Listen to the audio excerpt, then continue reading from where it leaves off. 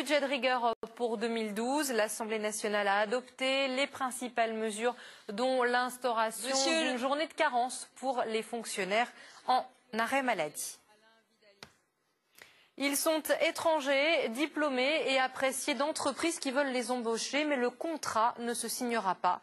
Une nouvelle circulaire faisant loi.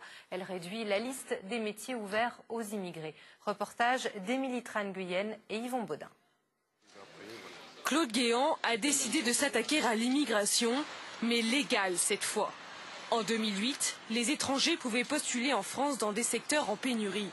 30 corps de métiers en tout, mais cet été, le ministre de l'Immigration divise cette liste par 2.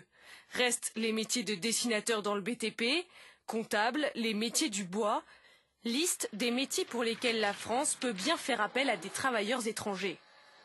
Notre devoir consiste à insérer dans l'emploi les demandeurs déjà présents en France. Nous ne pouvons donc pas faire venir des migrants pour qu'ils deviennent des chômeurs chez nous. Salma, elle, ne pourra donc plus rester en France. Cette Tunisienne de 25 ans avait un poste de cadre en marketing dans une compagnie pharmaceutique. Elle était en CDD et sa société souhaitait l'embaucher définitivement. Mais les autorités françaises en ont décidé autrement, car la France considère que cette profession ne fait pas partie de la liste des métiers reconnus en tension.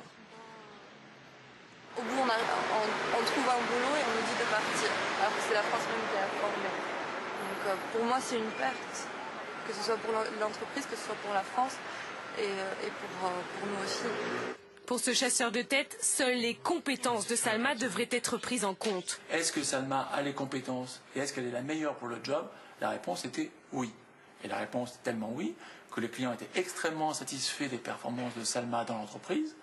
Le client était très peiné de devoir s'en séparer et que le client aujourd'hui ne l'a pas remplacé. Mouez, lui, a eu plus de chance que Salma. Il quitte la Tunisie et réussit à se faire embaucher en tant que développeur informatique avant que sa profession ne soit retirée de la liste. Mais pour lui aussi, cette réduction est critiquable. En France, il n'y a pas d'ingénieur développeur. Si par exemple on fait l'expérience et on met un CV d'un développeur tunisien avec les technologies de base, il sera contacté par une vingtaine de sociétés au moins.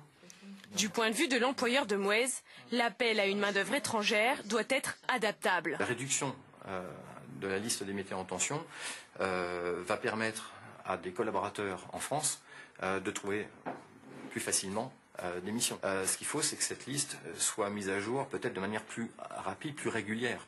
On vient d'apprendre que Salma n'a plus que 30 jours pour quitter le pays. Immédiatement, elle a engagé un recours. Mouez, lui, va pouvoir rester. La liste devrait être révisée en 2013. À la une du journal du jour, ce soir, l'espoir des salariés de 6 France de pouvoir prétendre à la reprise de leur entreprise. Olivier Poncelet.